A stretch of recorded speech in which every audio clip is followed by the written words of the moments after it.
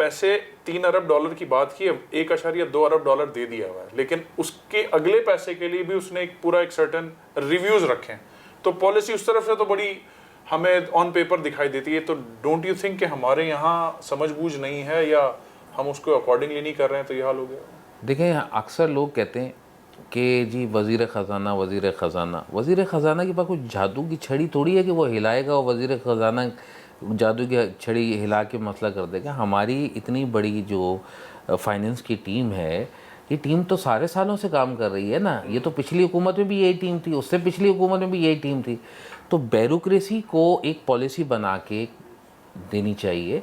वो पॉलिसी ऐसी बनी हुई हो कि जिस पॉलिसी के अंदर जो है वो तमाम सेक्टर को इक्वल अपॉर्चुनिटी दी जाए। अगर हम ऑर्गेनाइजेशनल स्ट्रक्चर और बिहेवियर की बात करते हैं और चाहते हैं कि इकनॉमी हमारी बेहतर तरीके से चले, तो फिर हमें कंसिस्टेंसी जो है बहुत इंपॉर्टेंट है।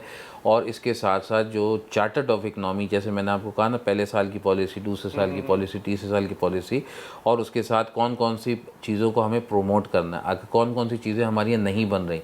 अब अपनी मदद आपके तहत फर्नीचर इंडस्ट्री ने इतना ग्रोथ ले लिया और फर्नीचर इंडस्ट्री को अब हमें क्या देना है कि जी वो एक्सपोर्ट की तरफ आ जाए, मज़ीद एक्सपोर्ट करना शुरू करते हैं। एक वक्त होगा, आपको याद है कि फर्नीचर के की लकड़ी के आइटम के अंदर भूसे भर भर के बाहर भेज दिए जाते थे, सिर्फ़ और सिर्फ उसका जो रिबेट खाने के लिए। अब जो है वो ज़माना चेंज हो गया है और अल्हम्दुलिल्लाह हम समझते हैं कि कौम हमारी ज़िंदा हो गई है।